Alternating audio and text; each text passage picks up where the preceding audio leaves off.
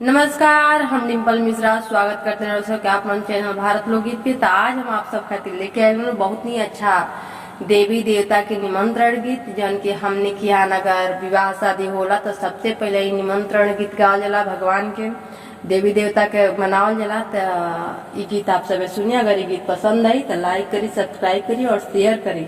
Comment करके बताएं कि ये गीत आप सबके कैसन लागल। छोटही से पलानी सुगाना मात सुगाना उड़न लागे हो। छोटही से पलानी सुगाना मात सुगाना उड़न लागे हो। सुगना दिले आव शिव के नेवातावा हमारा घरे जग होला हो। सुगना दिले आव शिव के नेवातावा हमारा घरे जग होला हो। सुगना दिले आव देवी की निवातावा हमारा घरे जग होला हो। पूर्व पश्चिम सूरज चांद दक्षिण भवानी मैया हो। पूर्व पश्चिम सूरज चांद दक्षिण भवानी मैया हो। सुगना उत्तर में नेवती कुबेर हमारा घरे जग होला हो।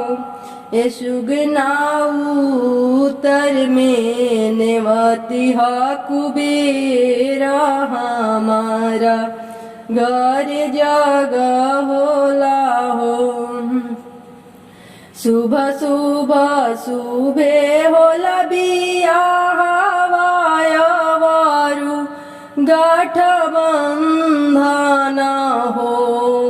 शुभ शुभ शुभे होला बियाह वायवरु गठ बंधन हो। आरे सब देवी मिलिले आशीष बर कन्या जुगे जियासी होम। आरे सब देवी देव दिले आशीष बर कन्या जुगे जियासी होम।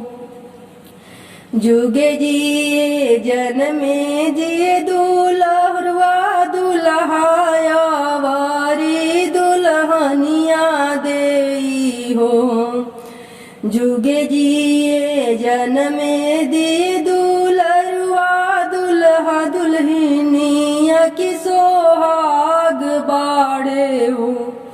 आरे गोदिया में खेले होरी लावात जग मोर पूर्ण हुई हो। आरे गोदिया में खेली हन होरी लावात जग मोर पूर्ण हुई हो। छोटही से पलानी सुगाना मात सुगाना उड़न लागे हो। छोटही से पलानी सुगाना मात सुगाना उड़न लागे हो। सुगना देले आव सब देव देवी निवातावा हमारा घरे जग होला हो। जुग जियस जन्मे जियस बबुआ दुल्हाया वारू